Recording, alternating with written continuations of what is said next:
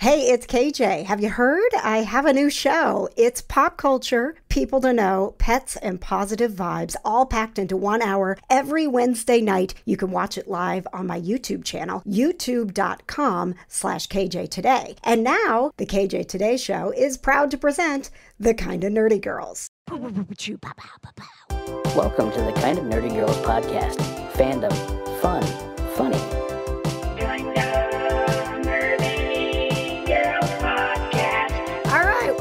Ready, guys. I'm gonna try to do some sound effects without coughing up a lung. Wish me luck. Here we go. It's the August edition of the Kinda Nerdy Girls. Woo! Poo! Choo! Pow! Pow! Ping! Ping! Pow! Pow! Pow! Pow! Pow! Pow! Welcome to the Kinda Nerdy Girls podcast. We're a bunch of kinda nerdy girls going to talk about what's going on in geek culture. I'm KJ and I'm dying. This is going to be great. Johna's going to edit this all out. Woo! Woo! Woo! Woo! We start the show with a fun fact, and today's fun fact is an award that you've won in your life. Woo, woo, choo, choo, choo. First up on the show, let's introduce producer Johna. Yay, I get to go first. I don't know if it's like I guess I wouldn't count it as like an award, but I am actually published in a poetry book. Oh, okay. Yeah. You are published. Wow. Yes. This never came up when Tia told us about her book on Amazon. I know. Yeah, well, it's like a collection of poems. It's not like all my poetry. It's like me. There's like 500 other poems, and then there's like me on like the 100th page. Someday it will be all you. Yeah. Someday. Working on it. Me and Katie are working on it. Yes. We have a book club. Yes, like a book club to like work on your own books, right? Yeah, we call it a pre-book club. Pre-book club. I like it. I like it. And my book is, I am supposed to next week finish all the stuff, the formatting and all the stuff for my book. So big things happening here at the Kinda Nerdy Girls. But enough about that. Let's talk about our awards we won. Woo, wow. We can't believe she's back from Geek Vibes Nation. Wow. It's Tia. Woo, wow. You say that as if for the whole month I wasn't sitting there every week like, when are we going to do Kinda Nerdy Girl? Tia is the only one keeping this show alive, honestly. I mean, like, look, I'm like literally near death. We're doing this episode because Tia was like, are we going to podcast or what? Or else. I miss you guys. Exactly what she said. It's you too, Tia. Yes, we do. We do miss you. Before. So my trophy is before I got into high school, I was more into drawing. Like I thought I was going to actually be an artist. And I like in 8th grade, I got like, I guess, best artist little award. So that's my award there. Awesome. Was it a little like the little satin awards, or was it an actual like physical award you got to sit on your desk? Or it was a little satin thing, and like it honestly looks like something they give to like soldiers and everything, and like a little like see-through. I actually have no idea where it is. I think it might still be at my mom's, and if that's the case, I'll show you. Tia got her Purple Heart for drawing. Yeah, that's what it felt like. Like looking back on it, it's like, what is this? It's like a little ribbon with like a medal at the bottom, and it's like, why did I get it like this?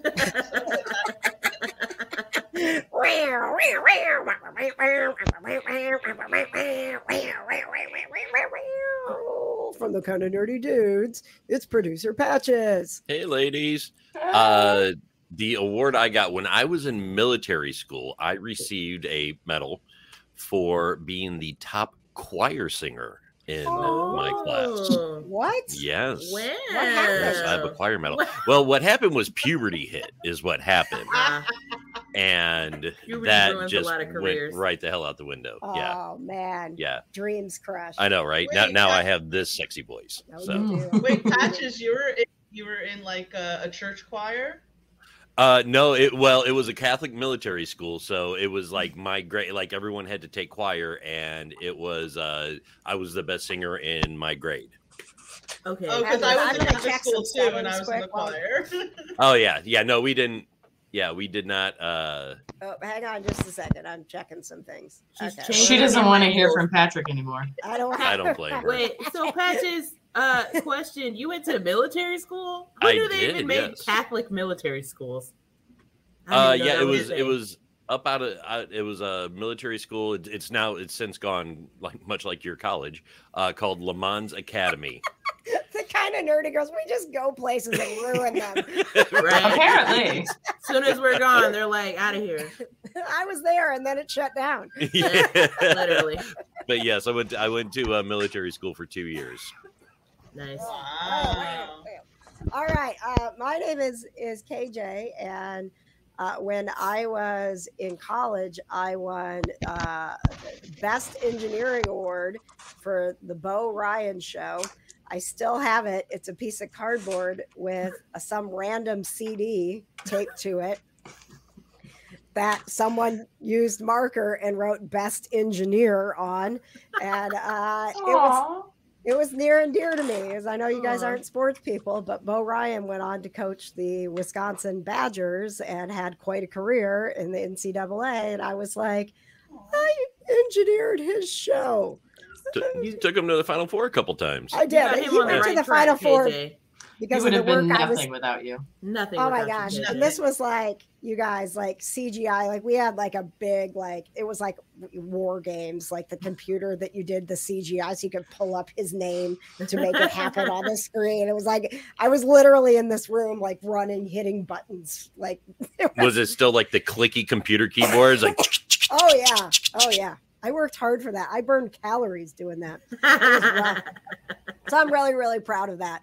But I forgot about Katie. What is it? Gamer Katie. Boop, boop, boop, boop, boop, boop, boop, boop, boop, boop, boop. Also on the show, Tia's boyfriend. Yay!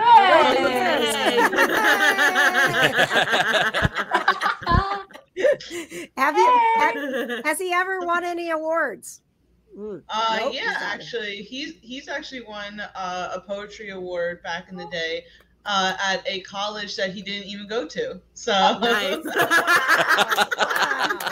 That's Awesome. amazing. All right. Boop, beep, boop, boop, boop, boop, boop, boop, boop. She'll be telling us what's going on in gaming. It's Gamer Katie. Woo!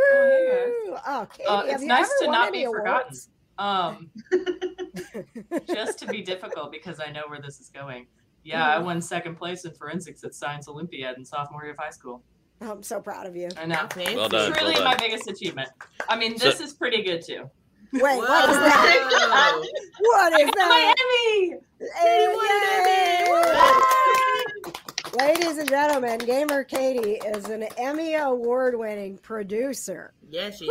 Woo. oh my god, Emmy you have to award-winning start podcast introducing her content. now. Right. Yep. You're gonna be another Always. producer on the show now. Yeah, can I now be Emmy award-winning gamer Katie, please? Emmy always. For the rest of your life, you're Emmy Award-winning Gamer Katie. I've really Yes. been milking it because I was talking to my husband yesterday, and he said something a little snarky.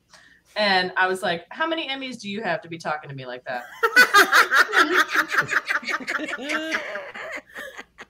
It's That's true. awesome. And that, how heavy is that? Decent?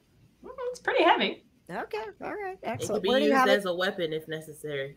It would. Where, It looks where do you good. have it Look at displayed in your house? It looks great on my mantle. Nice. So when you guys come to my house, I'll be like, hello, please acknowledge my Welcome name to right my- next to the TV. Do you have a new welcome mat? Says welcome to our Emmy Award-winning home. I should, because I definitely am going to make dinner tonight and be like, Emmy award-winning dinner service. I'm just gonna milk it for all it's worth. I won it like 2 months ago, and it's finally here. So Finally, Yeah. I know we've been waiting for it to really be here, Katie. I know. We're It's so Can't wait to real. proud. touch it. So proud of you. know. All right. Well, a lot has happened in the last month. While we're recording this, it will be tomorrow that House of the Dragon starts. So I'm getting ready to get back in the mindset of the Game of Thrones life, which is, Everybody's gonna die. yes. Everybody should die. Take a lesson from season 8 or whatever. I'm still not over it. Okay, can we talk about it for a second? Yeah. Yes, Let's talk take about a it. Okay. before you go on, it's like take a page out of season 8 book and do everything opposite of what the fuck you guys did. Don't do that. 8. Don't do that. I talked about this yesterday with one of my coworkers at my new job. Let it so out, I'm like, lady. I'm still like worked up about it. I didn't get over season 8, and I'm still mad about it. So no, I'm not watching this. Y'all don't deserve my patronage. No, y'all don't deserve my patronage after you just took one of the most popular shows in existence and destroyed it in 6 episodes. Like, it was on a downhill. Don't get me wrong, but you destroyed it.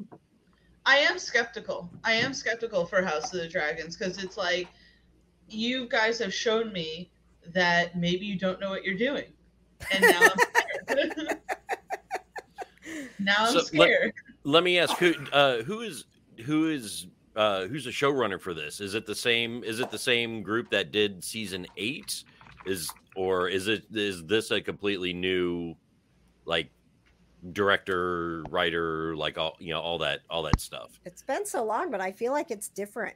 Yeah, I don't think it's not D&D. D&D. The same 2 guys. Yeah. After that, D&D got like blacklisted. They were supposed to have the Star Wars trilogy, and that got thrown out the window.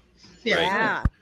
But see, watch. This is gonna be one of those situations to where because it was left with such a sour note in season 8 that the prequels now are gonna end up being better than the original. I can honestly see that happening because opposite it's like of Star Wars. Right. Well, because that's exactly my point. Because now you have a template. You have the blueprints of what not to do. Right. Season 8, the CGI throw up that George Lucas did in episodes 1 through 3. Just any prequel, basically that has shat the bed for so many years. Yeah, I mean, I could get over the crappy editing in season 8. But what really made me mad about it was that it took away everything that made Game of Thrones for me. Like the Red Wedding is a perfect example. Mm-hmm. One of those gasping moments where you're like, oh my gosh, did they actually do that? And you're kind of like, the episode ends and you just sit quietly and have to process it for a few minutes. Like, no one wins the Game of Thrones. That's the point. And then, happy ending for all the Stark children. Yay, peace, world peace, the end. It was not what I expected. And love Bran, shouldn't be king. Sansa finally got what she deserved. Okay, great. Jon Snow goes back to the wall. Cool. No character development. Doesn't matter. He's a Targaryen. Whatever. Arya, cool. You have the nobody powers that never got touched again. Ever. Could have used those. Never got touched again. And then all of the Cersei, Jaime Lannister stuff. That's it? You're just going to drop a building on him and be like, well, story's done. That's it.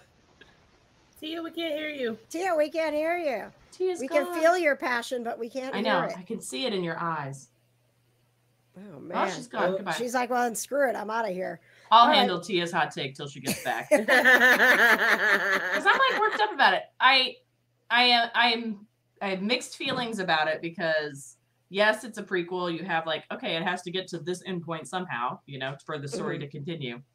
But there are so many ways you could mess it up. And people are already kind of jaded because you took something they loved and got rid of it. But I'm not ready for that, Well, I feel like I have a little bit of bias that other people didn't get. Not I'm like, oh, I'm better than everybody else. But the only thing that saved Game of Thrones in the end for me was that because Bran became the king, I was like, I met that guy. I totally didn't care. Can't see on the throne. That's terrible. Right? I met the guy that ended up on the throne. This may have been a terrible way to end the show. But I would have spent more time with that guy had I known that he was going to be the one on the throne. I don't think even he knew. There's no way. There's no way he knew. No. But yeah, he was at PopCon a couple of years beforehand, and I remember being like, "Oh, Hodor is going to be there," and Bran. Oh, and Bran. Okay, I guess it's cool that Bran's going to be there. Whatever. We got a picture with Bran. Whatever. And then I'm like, man, I should have cared more about that. So I at least in my like, how did this possibly happen that we put all of this time and energy and you know, fandom into this, and then it just came up like that. I was like, well, if it was going to be somebody like this, at least, you know, I can say I got my picture with the guy that ended up on the throne. So that's kind of how I reconciled it. So basically, Katie, you should always go to cons with me just in case a show ever gets ruined. You can say, well, at least I met them, and you'll feel better. Tia, we still can't hear you. Tia, why can't we hear you? I don't know. You know Maybe what? she needs a good restart. Tia is like the most passionate about the kind of nerdy girls, and her audio never works. I know. Computer just cuts her off. They're like, no, you don't get any opinions. No. But like, I maintain Game of Thrones, no one should have won. The Iron Throne should have been destroyed, and that's the end. But then where would it go? Because there's people nowhere are still to fight go. For the Let land. it be its own story. Like, Game of Thrones exists in 8 seasons and no more. You don't have to keep taking every fandom, every movie, every book, every video game, every whatever, and beating it into the ground. But then was it going to end? Would you have been happy if it ended without really an ending? What I expected an ending to be was for the Iron Throne to be destroyed, and either the Night King to take over, or it just kind of, you know, War of the Roses style, just dissolves into like city-states warring over territory like it does everywhere else in history. Yeah, but it's not like an ending that people wanted, you know? Well, and really a no ending for Game of Thrones would have been better than the ending that we got. I don't know. We can say that, but if we had been sitting there and invested in that whole thing and know what, like, the whole point of it was for someone to end up on the throne and no one got the throne, I feel like we would be having a different conversation, but equally jaded about it. I don't know. Yeah. I think that, like, if you idolize something that hard and you're willing to sacrifice everything for it, nobody should get it. Well, Tia's gone. Again. I'm just sitting here thinking, like, how many times has she done? Because she's the content manager for Geek Vibes Nation, which you should follow. Does she have tech issues on her own podcast? That's what I'm wondering. See, she says she never has issues on Zoom. It's when we use StreamYard is when she has the issues. Maybe it's StreamYard. Yeah. Well, StreamYard hates Tia. I guess so, man. But this is like the 3rd time in a row. Yeah. I mean, the last time, do you remember, like, the last episode of the Kind of Nerdy Girls? There was so much editing. Tia got lost in the void. It was like all of this, like, crazy noise was going on. At least this time, it's just kind of quiet. Yeah. All right, Tia's trying to come back. Let's see what happens. All right, everybody. Grab a crystal. I don't have any. Let's steal some from your house. Oh, I have my little rock you gave me. Grab your rock. Yeah, I have my little rock you gave me. That is a rose quartz. Yes, you got your my rose quartz is in my car. So we got two crystals here. We're trying to work some mojo. We're bringing Tia back. There she is. And a You're here. There she is. Can you hear me? Yes. I don't want to put it on StreamYard, but I feel like a StreamYard because I never had these problems with Zoom. We were just talking about it. We're like, does she have issues on her own podcast, or does she just use this as an excuse to leave? No. She's like, I love getting these guys together and telling them I really want a podcast, and then dipping. Yeah. Isn't that like the biggest? And they keep falling for it. Like literally just a few days ago on Zoom, I did an hour interview with the director. No issues. Oh my gosh. Issues. Well, can't this go is 5 on minutes brand talking about for Game us. of Thrones. This is on brand for us. We show up, we break things, we leave. Yeah, schools. Schools closed. Yeah. I just wanted to throw in my 2 cents real quick before the StreamYard gods decide to mute me. But my main thing wasn't even that no one sat on the Iron Throne at the end. It was just like the complete disregard for anything from the previous seasons. As Katie said, Arya being, a faceless man had nothing to do with the finale. Them predicting that Cersei's youngest brother would kill her never came into fruition. And then on top of that, you have at season 7 Jaime finally breaking away from Cersei's grasp, running away, sleeping with Brienne, which I as a fan have been wanting for seasons, and then him leaving Brienne just to be with Cersei. Like, I would understand if he left and he was like, I have to be the one to kill her. That would be fine.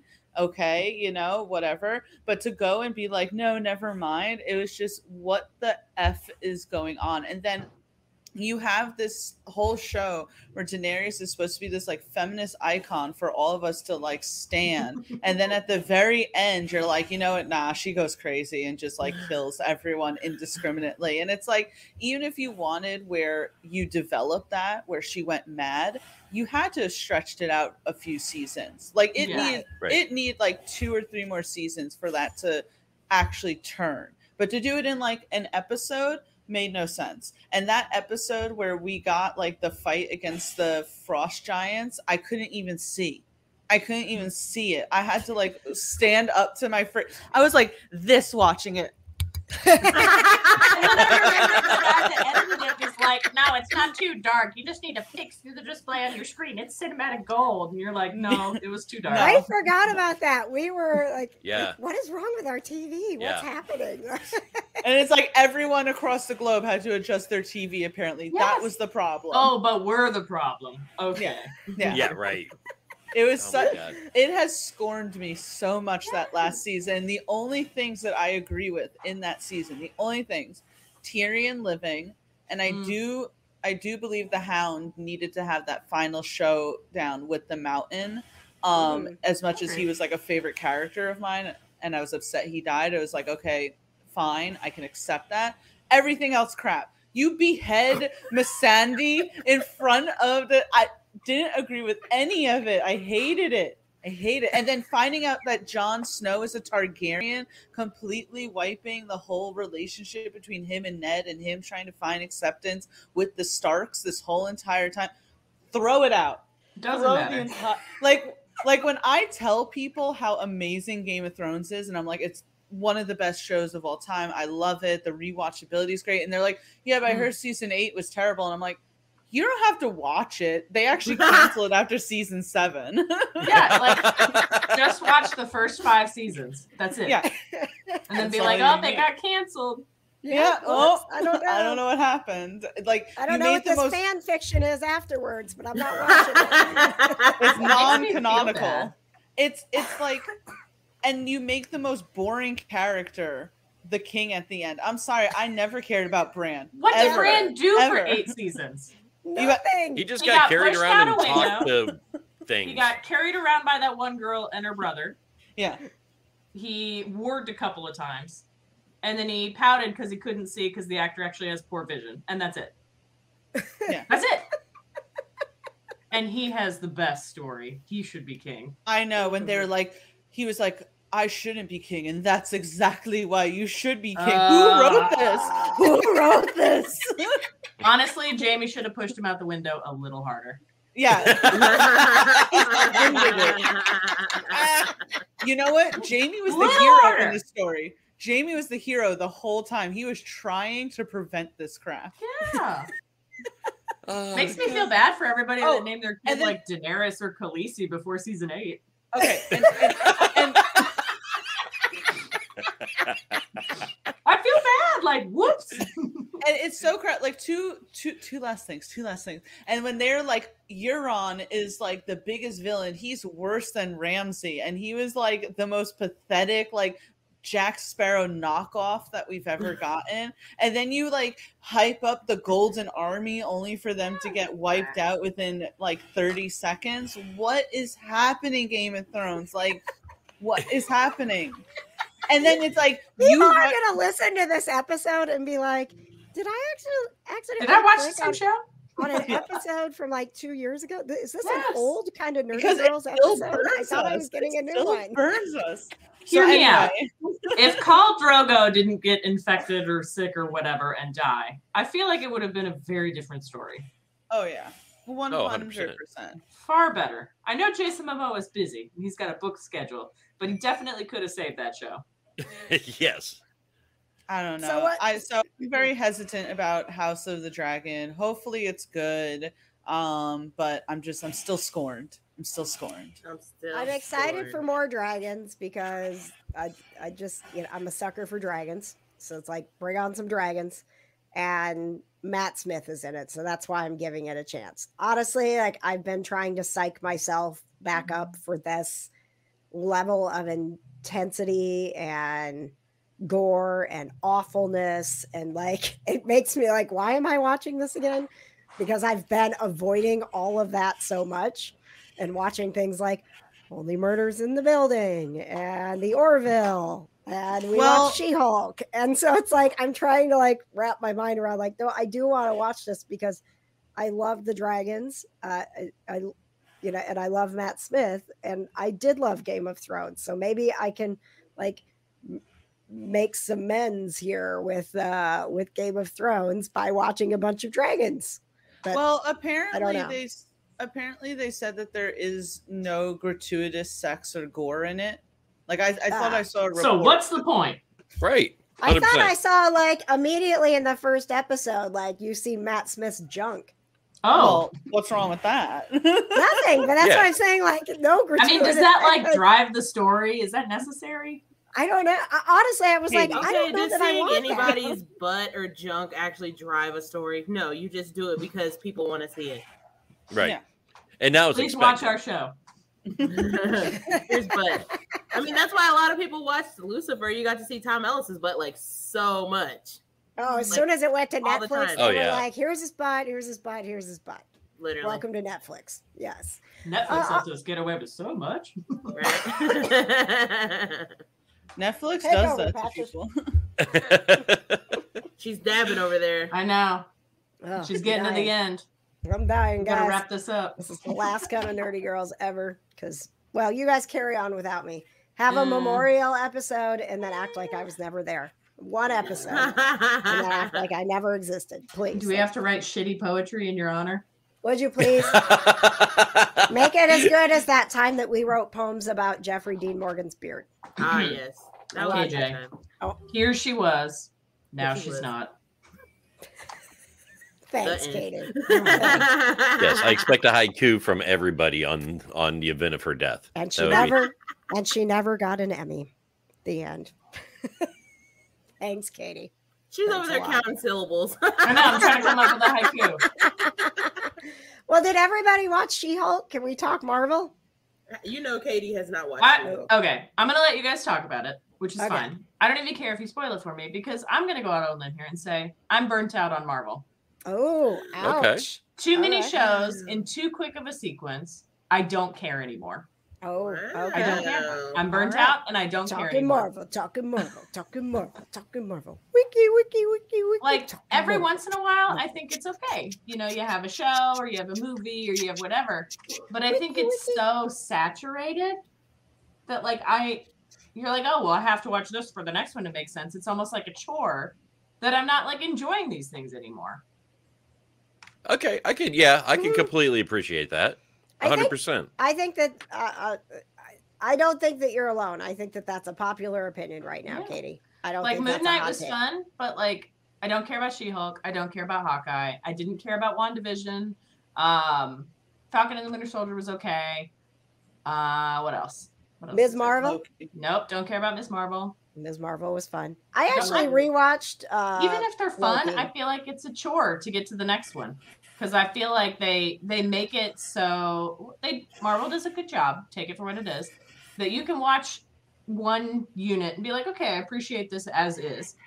But if I watched everything else, I would understand a second level of all kinds of stuff in it, right? Mm-hmm. But it almost feels like a chore that like every month there's a new show I have to watch. And I am just like burnt out. Like I almost missed the point where it was just movies and there was like one a year. Yeah. Yeah. I feel that. I can appreciate that. Like, I can appreciate, I mean, I would say I'm okay with 2 to 3 movies a year, but I'm okay with them not having the shows. Like the shows, some of it's like, I don't know. I don't want to take up like too much space or anything on this. Take up all the space, too. You're the only one that actually wants this podcast to still go on. I'm We still, got kidding. some, we still got some loyal nerds out there My who are like, mom we're the loves kind of this nerdy show. girls. We're like, we're busy, sorry. I We're feel the kind like of busy girls. I know I miss doing this where I'm like, man, this is a lot of fun. I like miss doing this, honestly. But yeah, I don't know. With She-Hulk, I felt like watching She-Hulk was a bit of a chore for me. Really? I really wanted to like it, and I'm willing to give it a chance more because not look at the dog. We got a Mr. dog Murphy. alert. For those of you Murphy came to say listening, hi. Murphy, Katie's dog, is now on camera, so we are very distracted. Oh, that His baby. boyfriend has also joined the show again, so we are very distracted. And he's throwing wrecking things the over place. there. And he's wrecking things right now. Yes. Paul, you okay? What an action-packed episode this is. Just wait till we get to my part. You're gonna love it. Listen, at the end, Bran is still going to be king, guys. Yeah, sorry. But, Wow. I was just gonna Go say ahead, Tia. I didn't really like She-Hulk. I'm gonna still watch it. I just thought it was like there's a level of camp. Like I loved Thor: Love and Thunder. I loved Thor Ragnarok because of how fun they were and shit. But it's like and it's okay if you didn't like it. But it's like for me, She-Hulk was like so campy. The CGI took me out so hard with it, where I was just sitting there going like, this is almost laughable. I mean, I like the fourth wall breaking, I'm willing to stick with it, but at this point, my main objective of watching She-Hulk is just to wait for Matt Murdock to come up on screen. That's it at this point. So I can totally get that. And can we go back to the part where you liked Love and Thunder? Right. I did. That, please? I did. Yeah, let me ask one quick question. What the hell? I'm going to go back in the video and get a screenshot of the moment that you said that, because there were all of the faces that were made. I mean, listen, I didn't think it was as good as Ragnarok. And I remember seeing it in the theater. I was like, okay, there are a lot of criticisms I could have for it, but I would rather watch Thor: Love and Thunder before watching the first episode of She-Hulk again. Damn. Wow. Oh, okay. So, I do not feel Shots that. fired. And I think like to Katie's point too of Marvel popping everything out, it's like a new show a month or every other month and stuff like that, and just completely oversaturating things. I think at this point they don't have a choice but to do that, because now that Downey's gone, now that Evans is gone, and the Guardians are going away. I mean, those are your two staples of all the Avengers, right? Those were the two main draws for why the MCU is today. That's going back 11, 12 plus years now. Without them there, they have to redesign everything. They have to figure out what is going to catch, what's going to hook people. Yeah, but what's so weird about it, I don't disagree with that, but what's so weird about it is that they were so calculated and very well planned out remember when they announced that the Marvel Cinematic Universe had a 10-year plan, and we were like, for the next 10 years, our lives are going to be amazing, right? I think it's COVID. I think COVID messed a lot up. They had to rework things. They had to shift things around. They probably weren't able to put maybe as much into, and now that these shows have the budgets of movies, and as opposed to doing it like 2 or 3 times out of the year, now you're doing 2 to 3 movies out of the year while doing like 4 or 5 movies out of the year, trying to keep up with the budget. There are certain things graphic wise and acting wise and all this that are going to be affected by the fact that now you're trying to stretch it. Go ahead, Katie. I would argue the oversaturation is on purpose. It is planned.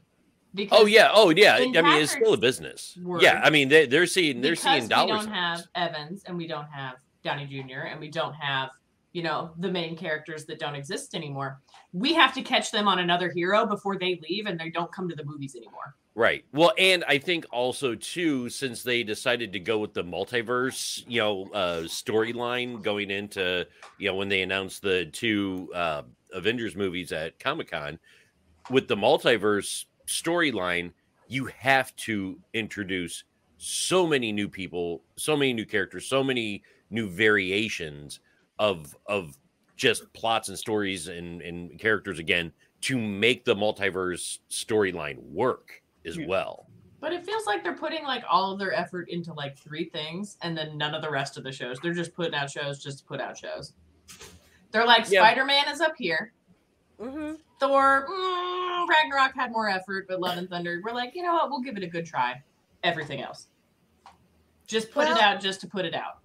But also, kind of back to what Tia was saying, and like some of the stuff gets lost or watered down, and you're talking about the CGI. We, as a viewer, have the expectation that these shows are going to be on the level of the movies we've gotten used to. But we're not going back and rewatching those shows. Like, we watched WandaVision, we're done. We watched, although I rewatched Loki this week during my plague. Well, Loki's at least getting a season 2, so that's different. Right, but we don't go back. We're not going back and rewatching this stuff. So how much of a budget can they put into these things when we know that, and they know that they're one and done? It's the viewership to Disney Plus. It's all that money coming in there. It's tinfoil hat. New show every month so that we keep getting the Disney Plus monthly subscription. Yeah. Mm-hmm. Go ahead, Johna. I'm about to say raising my hand emoji.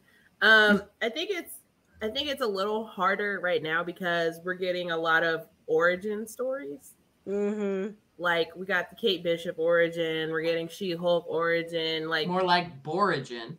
But I mean, like, everybody knows that. What up, Bob? Oh man, I need a rim shot.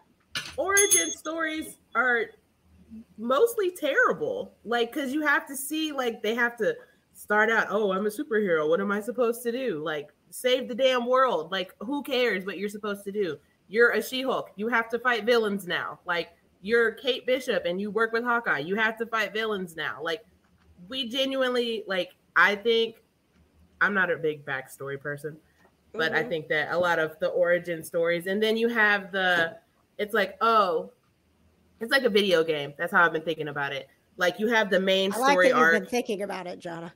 I have been thinking about it. Like, you know how you have, like, whatever video games people play. Like, Grand Theft Auto. Like, you have a main focus 90% of the time. But then you have, like, little side quests. So that's what these shows are. They're the little side quests that help you in the main story. Like, Deadpool 1, I feel like tackled the whole origin story thing like perfectly, where it's like you're mid-fight and then he's like, oh, you may be wondering, let's go back and everything. And I don't know, it just like worked a lot better than what we got in She-Hulk. And it just felt so rushed. Like, we're just having a nice family cousins chat in a car. Ooh, car crash. Your blood got into mine, and now I'm like instantly the fucking She-Hulk. I don't have to go through the years of trauma and like growth that the Hulk went through. And I understand we don't have that time, but I feel like there was a better way. So do you want long, boring origin stories, or do you want them to rush through it so that we can get to the good part? You can't have it both ways. I don't necessarily hate origin stories if they're done well. I think there's like a few movies within the like the first Avenger, that was an origin story, and I thought maybe it's because it's Chris Evans, so well, the first Iron Man, yes, but, first Iron Man. There are a lot of people, and going back to Jonna's point, and then I'll get to you, Katie, raising your hand. There are a lot of people who found those first movies boring. Yes. Didn't get into the MCU until Avengers, when they were like, okay, let me go back and learn about these people. So we could be just spoiled little brats right now who forget that we were early adapters and loved every origin story we were getting because it never happened before and it was leading to something cool.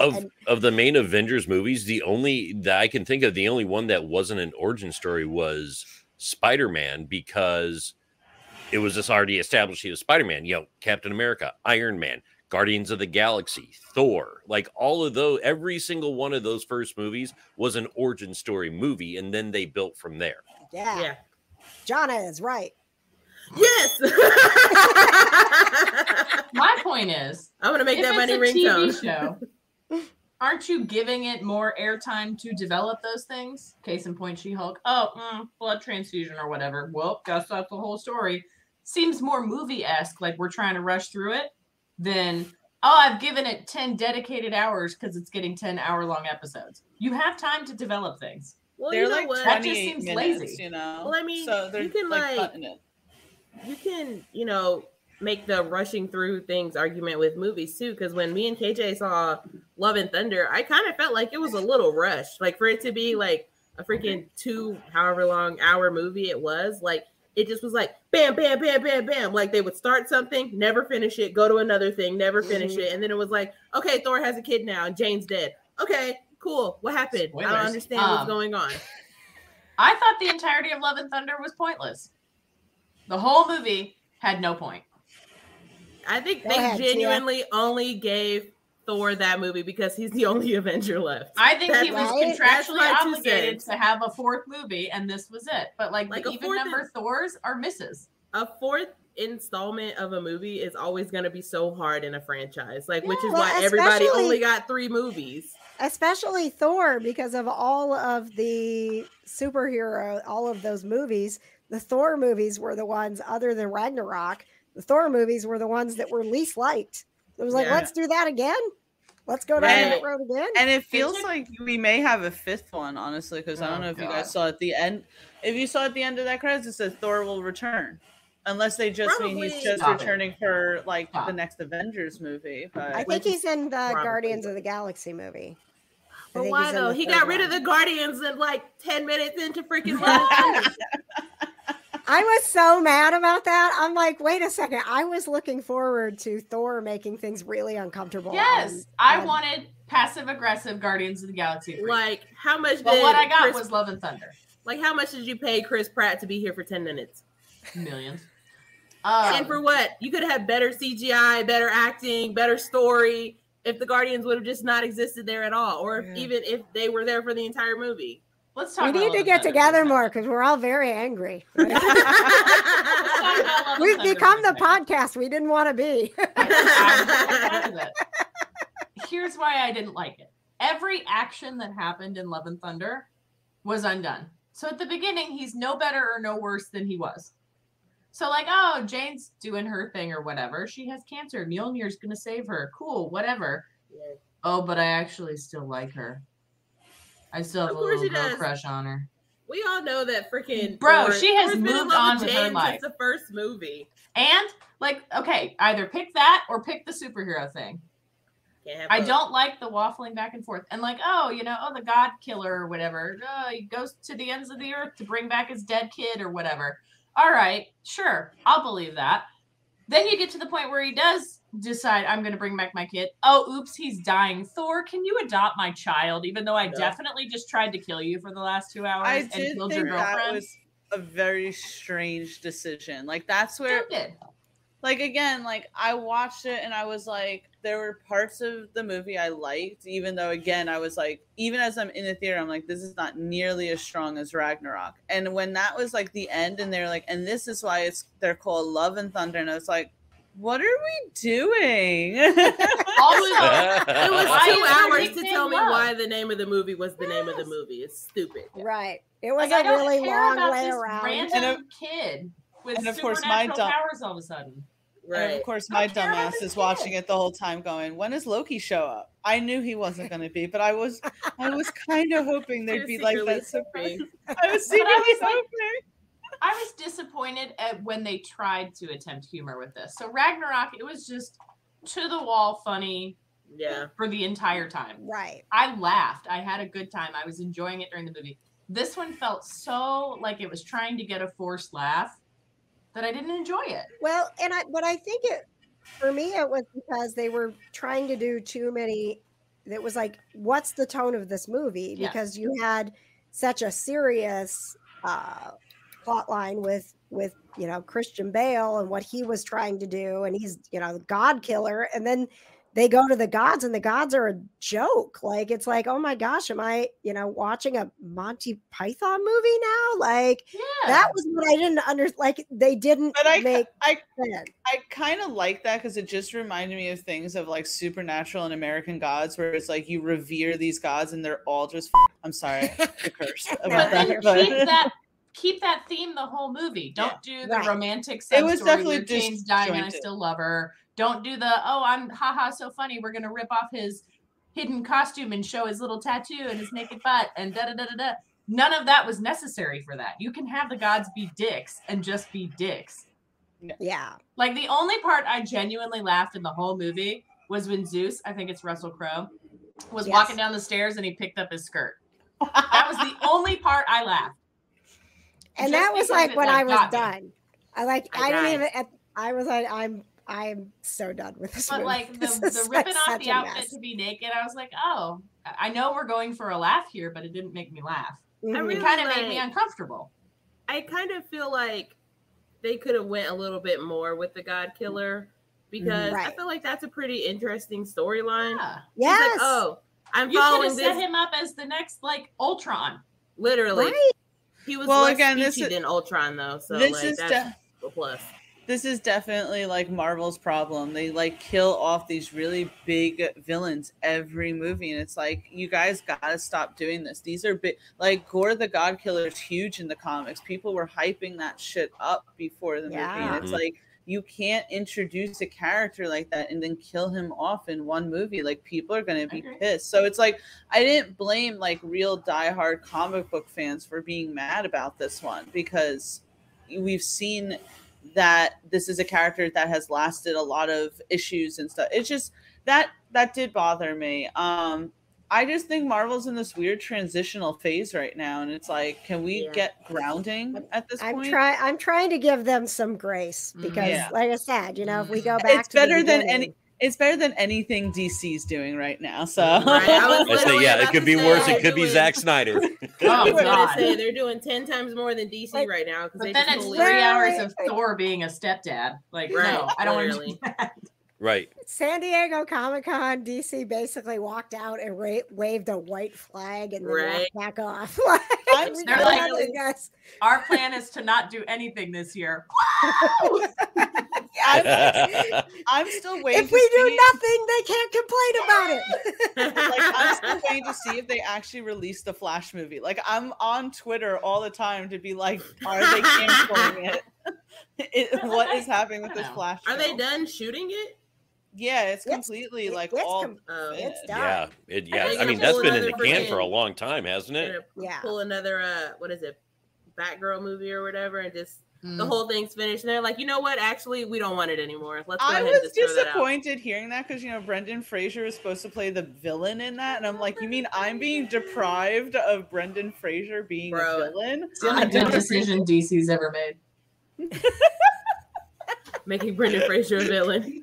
Giving Brendan Fraser time, he deserves it. He does. Right, but you don't get to see it now. What's the point? Someone at freaking Warner Brothers is gonna accidentally leak it on like YouTube or something. Published. It'll come out at some point. I want to go back to She-Hulk, because we got Tia's opinion, but I know that Johna, you watched it. We just watched it before this, and we did not, based on what little Johna and I talked about it, we did not dislike it like Tia did. So I'm going to let Patches talk, because I feel like the girls have really been taking over this girls' podcast. Yeah. It's our show. How dare us take over our own show?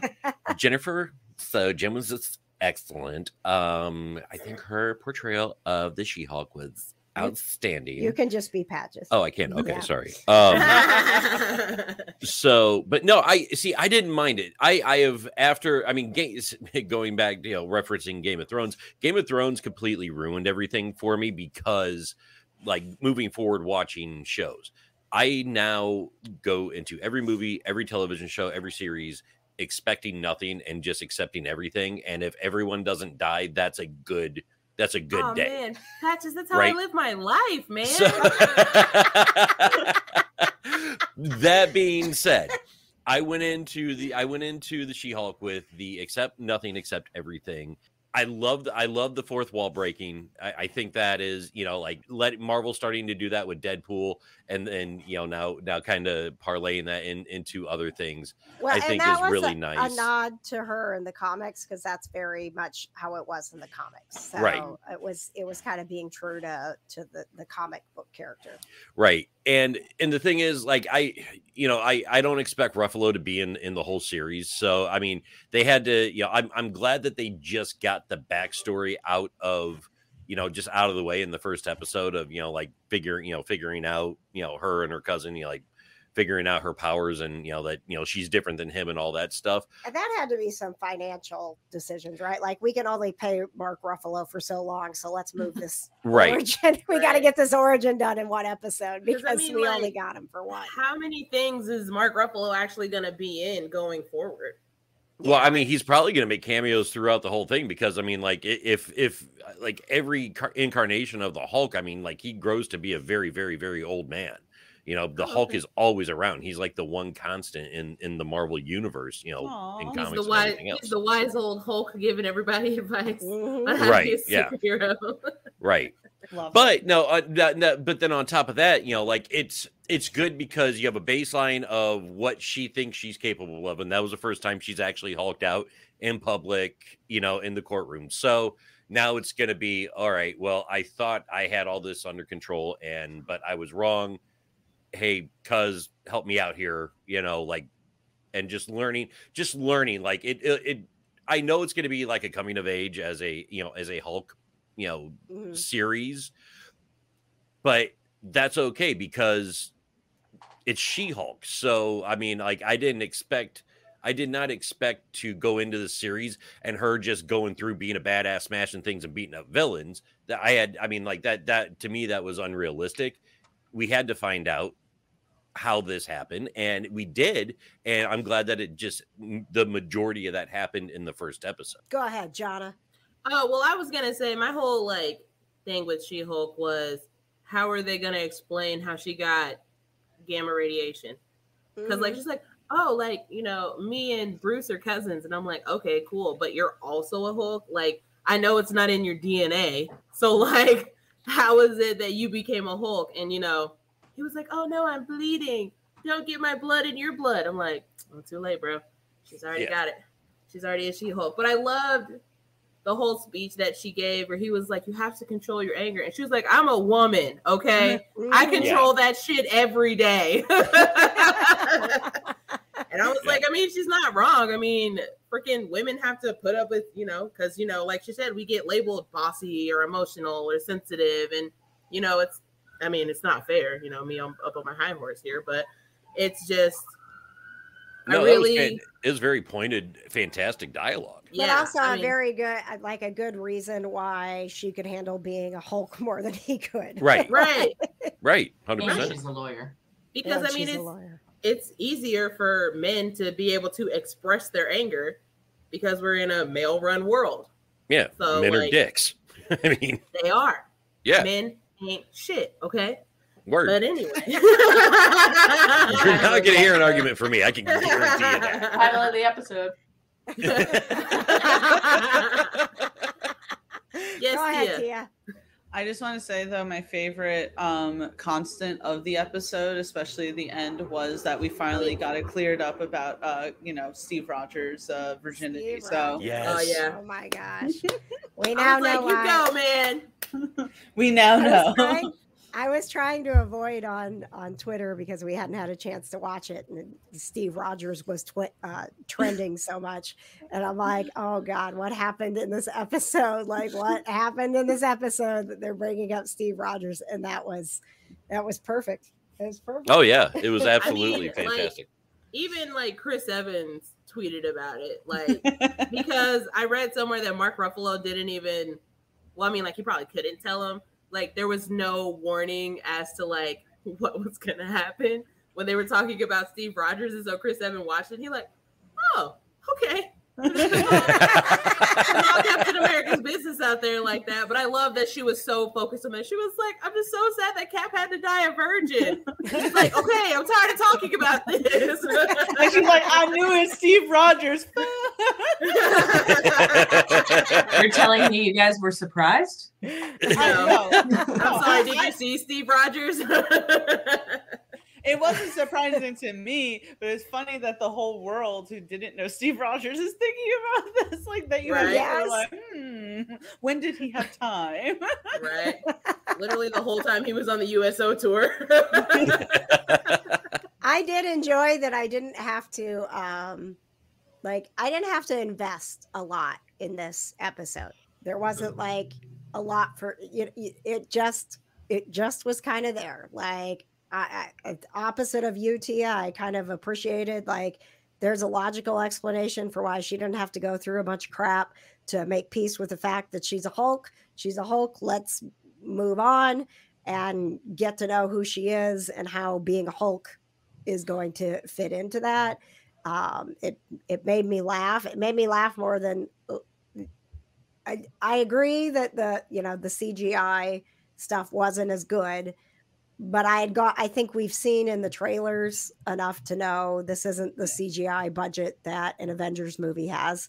So I was kind of already like, and you have no choice but to be all CGI with that character. So I'd already kind of like brought my expectations down for that and was like, you know what? I'm a little worried that this is going to be too campy, but I think coming off of Love and Thunder and being like, this is just absolutely ridiculous that She-Hulk, I was like, you know what, the Hulk is at its the Hulk storylines are at their best when they don't take themselves too seriously, and they're not taking this too seriously, and now we get to know who she is without this whole focus of how the Hulk is changing her life.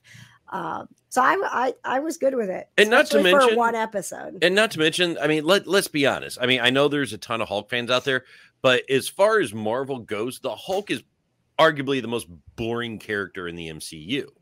Just like Superman is in the DC universe, right? I mean, it's just like no one can kill you. Like the character is so simplified that seeing depth and now having, I think I'm gonna really enjoy the Hulk. Not that I didn't love Mark Ruffalo's Hulk, prior to Bana and Norton, but I think I will love this. I will start to love Hulk more because the Jennifer Walters character is going to give depth and actually like bring out more personality in that genre of Hulks, as it were.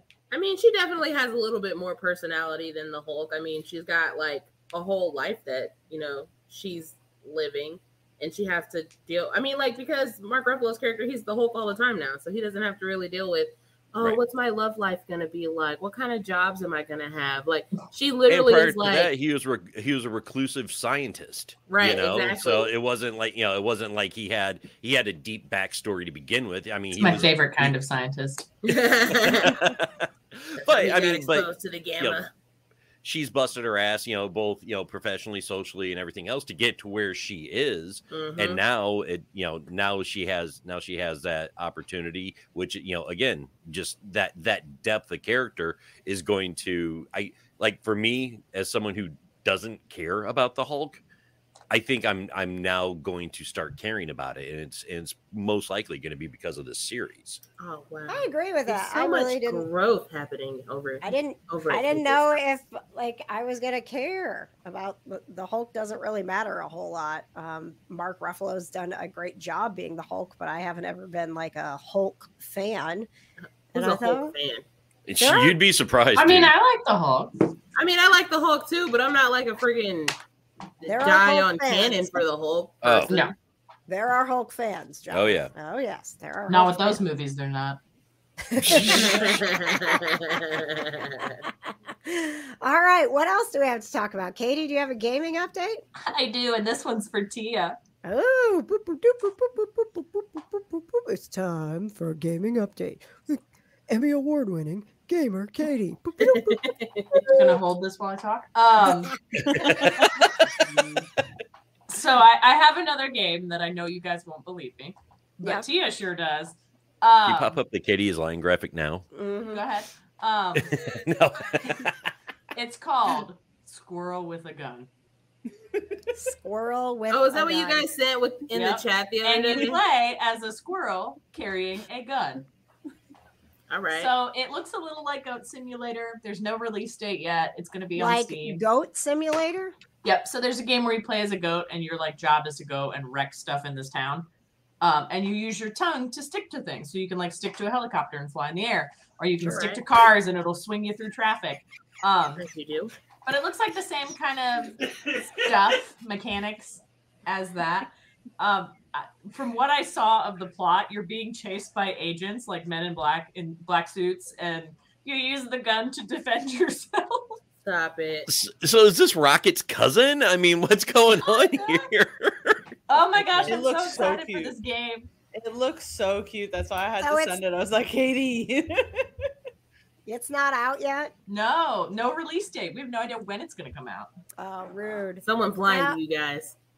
Did you It's a guys fake game. play the? Did you play the cat game? Did you play Stray? Yes, we did, and we loved it. gosh. The day Tell it me came about it. out. It's me too. It's so cute. You play as a cat, and you're like with your little cat friends. You know, your little cat Little cat family friends. living. Mhm. I don't know. It's not a sewer. It's like kind of apocalyptic, I guess. It's just like an abandoned city, and you're just a cat doing cat things, roaming around, climbing on pipes, licking water out of drains. You know, whatever. Mhm. And then you fall, and you get lost from your cat family, and you have to make it back to your cat family, and you find this like underground city of robots that want to see the sky and want to see like the outside world. So you have to help them get out to go find your cat family again.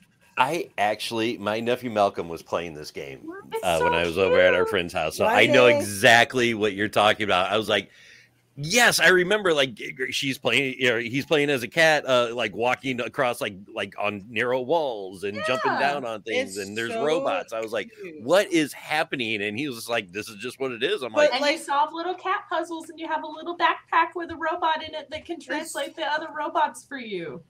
And then like it's low key stressful at sometimes because sometimes you have to run from these little termite looking things that want to like jump on Yeah. you and like eat you, and it's like very stressful. And then There's like no combat in this game. Like you just No. run from them. and then like all these like freaking robots, like their whole world relies on you. They're like, hey little guy, can you help me? And it's like this cat No pressure. is like this cat is like helping the robot world. Katie, Yeah. did you Oh, it's not so cute. did you not cry at the end though? I Like cried. when the little did you cried. not cry at the end? cried. I was like, why is he getting me emotional in this game? And then I'm like, I just need this little cat family. I can't. And the fact that they didn't include that at the end of the game, the reunion, how do you do No, this? okay, let me call these developers MFers because they just left the ending ambiguous. Like you don't know if you find your little cat family or not. oh my god, Rude. It made, it made me so sad about upset. it. You go through all that and they're like, end. I'm like, ah, Finn. let me spoil it for you because I know you guys aren't gonna play it. So you have your little backpack robot, right? And he like translates everybody for you because you're a cat and you don't talk. You get to the end and he like dies.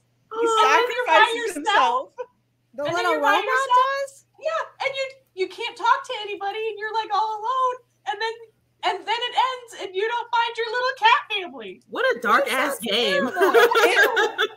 It's low key dark, like it's all bright and colorful and beautiful, but then you get to these certain sections that are like mutating with like grossness and Yeah. everything, and then you pretty much like find out that humans like mess themselves up, and it's this whole thing of like humans like dying, and then like you revealing the classism where it's like they knew the apocalypse was coming and they only kept this one section for the ultra rich while all the poor were on the bottom slums, but it doesn't matter because all the humans died anyway, you know. And it's just And robots it's- now. Yeah. Now it's just There's robots. and cats. But then the robots are like really, really personalized. Like there's a little old grandma robot, and if you bring Who her knits yarn, sweaters. she'll knit you a little poncho that you bring to wanna someone live with because the robots and robot's cats. cool. I know. And then there's another little robot that he like he like drinks at the bar all day because his dad just disappeared like years ago. Oh yeah, and then there's like his dad's like, still alive, and he's like a mad scientist robot that helps you, and he gives you like a gun you can use to kill the little termite things. it's crazy. They have like, I'm sorry. How high do you think the The freaking developers were when they Not were enough, making this game? because they would have given me a happy ending. Well, look, that's what happens when you come down from the high. Okay, you're like, this sucks. No happy ending for Quite you. depressing. It's like then you had like a rebellion fighter that sacrificed herself so the cat could keep going, and then like there's even scenes where there's like a club and like you deal with some kids who want to get into that I'm scene, and it was so stressed. funny. I think my It favorite part was stressful. when you get the backpack for the first time. The robot tells you to put the backpack on, and when he puts it on you, you're a cat, so you're like, Yeah, you feel and then for about 30 seconds, you walk like really low to the ground and really weird, just like a cat would if you put like, Because a that's backpack what a on. cat would do. That's Yes. awesome. Yeah. You And can then like literally when you just fall, scratch you like things. he limps and stuff. I'm like, oh, his little cat legs, and yeah, he scratches Wow. rugs when he walks over him, and he licks out of drain pipes and stuff, and it's cute. Katie's very emotional about this game. I've never I seen her so am. It emotional. was emotional. It was It's at only the like end. 6 hours, but I was invested. I was so invested. And like it was so stressful the one time where you're like running and all the little like termite things are coming after you, and I think I died like 4 times, and I literally handed the controller off to my boyfriend and was like, help me get Yeah, through. see, this is what I worry about playing this game. Is like I can't fail this cat. I Oh can't yeah, and kill the cat like the cat cries Cat like cries you're when he really gets like sad. hurt, and you're like, no. No, yeah, there's that's one too part real. where you, No, like, No, the thank you. little scientist guy No. is getting attacked by like the termite globby thingies. Nope. Pass. And you have to use it's like a little like scanner that is like a gun and attacks the termite thingies, and it hurts them. But you can only use it for like 2 seconds before it overheats, and then you can't use it Yeah, anymore, it's and then so they attack stressful. It's so I know. stressful, this little cat. Like at first you're like, oh, this is a cute little platforming game where I'm just No. like talking to these robots. No, stressful. Stress. you. It is, and then you're like at the end, you're like, cool. Does he find his little cat family? Like, what is And the you point can't of do all that. of this? Well, I maybe want- there's going to be a Stray too, and that's I why hope. they left it because you've got more work to do. And I want them to make it open world. You know? Really? like, I want these to be like an one-off open games. world. It's Yeah, so it's where the cat finds its cat family, and they build a beautiful world that's just cats. But I think And then the I beauty find it and the live happily ever poignance after. of the game is that you don't know, that it's ambiguous. You know, I think there's beauty in ambiguity, and sometimes I like games that are just one-offs and don't start an entire franchise. That was really deep, Katie. I do It actually was. appreciate I It it. was know. really deep. that's why she's Emmy Award winning. Emmy That's Award right. winning. That was our Emmy award-winning segment. Thank you, David. Yeah. Thank you. All right, and before we wrap up the kind of nerdy girls, we've got to know what's got Johna weeping. Well, I just finished. I finally got caught up on the Rookie after like Oh, 2 years of nice. not watching it. I finally got caught Dude, up. I have failed my love Nathan Fillion so bad. I didn't get past the first season of this thing. It's so good. I don't know, Uh-uh. Johna. I watched him. I'm not a procedural fan, and I did gets- Castle because he was in it, and I just, Hell, we even stopped before the series finale of that. yeah, I just could. Oh boy, Castle. Uh-huh. Yeah, Okay, I haven't even. I was like rewatching Castle, and you know, after Supernatural broke my heart with the last season, I was like, Mhm. I can't watch the last season of anything ever again. So that was how I heard things about the last season of Castle, so I was like, nope. So then I started The Rookie, and I was like, I just don't have another procedural in me. That's not my it show. gets a little. It gets like less procedural as you go on. But it's really good. I mean, Nathan Fillion, I think he just wants to secretly be a police officer, which is why he does so many like cop shows. I think he just secretly wants to be a cop. That was but he another does such thing. a Like good I just job. watched him want to be a cop through Castle. So why am I watching? Yeah, him but I now, mean, in like- The Rookie, he is actually a police officer. Like he actually has to like Yeah. go out on the streets and like Mm. shoot people and like all this other Listen, stuff. I know, Johna, you don't have to make me feel guilty about how I'm failing Nathan Fillion as a fan right now. I know this. I know this. Nathan I need Fillion. him back in a spaceship. When he gets back in a spaceship, I'll watch it. Firefly is dead, okay? It has been let it go for like 10 years, okay? I'm not asking for more It's been Firefly. longer than 10 years, kid. Move on. I'm not asking for Firefly. I'm asking for something like sci-fi, something that's not in a police station. Something like Firefly, but not Firefly. Yes. Correct. Yeah. Like the Orville. Firefly spinoff with Nathan Fillion as the If you would join the was in Orville, Firefly. I would be happy. Well, so in The Rookie, he is Tia had to leave. She has to go pick up her family from the train station. We love you, Tia. Thanks for being here. You the best. Follow Tia at Geek Vibes Nation. Right. Thank you. At TC_Stark on Twitter. Thank you. Are you doing your duo right now? Maybe.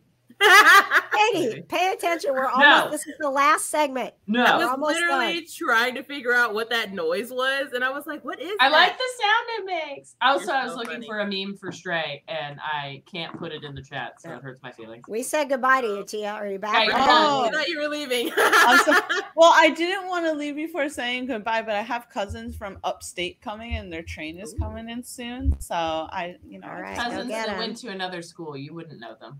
And we're still waiting for you. We're still waiting for you to make a trip to Indianapolis. Tia. Yeah. I want to so badly. I've been saying to my boyfriend like constantly, I'm like, let's do it. And then we're like those type of people where it's like we say we're gonna plan it and then we don't plan it. But That's we really why you want fit to in do well it. here. Yes. Yeah. 100%. Honestly, the fact that KJ makes me commit to every single Wednesday night for like the rest of my life is like so much fun. Do you Well, please, remember- that was like- I get that FOMO was- all the time when I watch you guys. I'm like, Look, you're more than welcome to come hang out on the KJ Today Show with Yeah, us. you can bring us some scoop. What's your next screener that you're doing? You can pop into What's Poppin'. I was gonna say that I am trying to get screeners for season 5 of Cobra Kai. I just haven't heard back yet, so I'm hoping. But I did want to say really quick before I hop off, you guys should watch The Sandman if you haven't yet. Oh my god! Oh, it's a new thing on I'm almost Netflix, done right? with it. Yeah. I literally like have 2 episodes left, and then I heard they dropped like a surprise episode. They So did. I have 3 episodes left that I need to watch. But oh my god, it's so good. It's so good. And that surprise episode that just dropped, like the first 20 minutes, is all about cats. So just to throw it out there, all about cats. I mean, like that's so good. I mean, like the story's good, and I love that it's like also like weird attraction to the Sandman that I'm having currently. Oh my god, the Sandman, the Corinthian, like right? I'm like, these- why do I love all these toxic men? What's happening right now? So, Johna, you need to finish it so that when we come back for the next Kind of Nerdy Girls, we can go off about it. We're just gonna have to do, first of all, that's gonna be in like a month. It's okay. So we're gonna I'll have hold to on do to it. a Tia and Johna reviews. Let's do it. Tell me when you finish it. I will let you know. Bonus episodes of the Kind of Nerdy Girls are welcome, and you can record them on Zoom so that Tia doesn't have audio problems. Please Don't tell us what to do. Let me know, John. Katie's like, don't make me do this more than I have to. Don't make me do things. It's in my queue, all right? At least I put it there independently of you guys. It's really good. I was like watching it while I was like working, and it was getting so good. I was like, I can't watch this while I'm at work because I won't get anything done. Oh yeah, you just have to concentrate on it. But yeah. I love you guys. Thank you for having me back on. I love you too. Thank you for single-handedly keeping the Kind of Nerdy Girls going, Tia. Right. You're welcome. Someone has to. She keeps us accountable. Yeah, Exactly. Bye, guys. All right, bye. Bye. All right, Johna. So you've been weeping about the Rookie. Yeah, because Nathan Fillion's character, John, he is dating Jenna Dwayne, no longer married to Channing Tatum. Like, she's a firefighter. Yeah. I was like, man, Nathan Fillion, look at you stepping up. I need some Jenna Dwayne, no longer Tatum. And then there's, I was so sad. So like I started what season was that? Katie, I think it was pay like attention. season 3 or 4. I am paying attention. And, like, Johna listened all the way through your gaming update. I know. I'm listening. I'm about to listen to season 4. So at the end of what season was it? I can't even remember. I think it was like at the end of like season 2 or something. Mm-hmm. One of the police officers had gotten kidnapped and she was pregnant and it was her wedding day. And I was like, oh my God, this is so terrible. What's happening?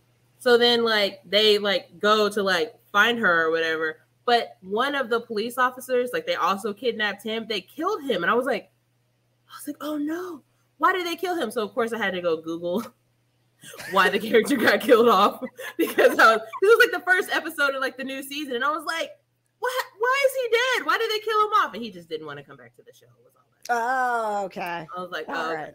whatever." All right. Not that like They took the easy way out. Yeah, I mean he was a good character, but They're like, "Oh, you don't want to come back? Boom, dead." I really like don't. I mean, they had to do something with this character. Yeah. But you know, so there's these two characters, Tim and Lucy. And Tim was Lucy's training officer, right? And like there's been like a vibe between them, and I'm like, ooh, I see what's going on here. I know what's gonna happen. So I'm watching season 4 last night, and I finished it, which is like the newest season that's out. Mm-hmm. And they have to pretend to be boyfriend and girlfriend for like an undercover operation or whatever. Of course. And like the tension, like, because I was like, bro, I was like, they gotta kiss. Like they give each other like the eyes and like, you know, there's lots of undertone. And I'm like, but they're both like dating someone else. Like Lucy's dating like a lawyer at the DA's office. Oh, gross. And he's dating a lifeguard. And so I'm like, oh, this is so terrible. You're supposed to be together. What's happening? And they had to like, they're like, well, you know, like we're probably going to have to kiss if we're going to pretend to be boyfriend and girlfriend. And so they kissed for the first time in 4 seasons. And I was like, this is everything I wanted it to be. And that, my friends, is what's got Johna weeping. And now they have to be super awkward with each other at work. Because they're like, yeah, we should work on our backstory some more. And I'm like, no, you guys need to make out some more. I'm really like sick of this. Thank you very much, Johna. This is the Kind of Nerdy Girls, brought to you by the KJ Today Show, which is live every Wednesday on YouTube. Go to youtube.com/KJ Today. If you want more episodes, please rate, review, and subscribe. Please. Go to kindofnerdygirls.com. We love you. We'll be back if you'll just please rate, review. Only subscribe. if you like, comment, subscribe, and follow. Thank you.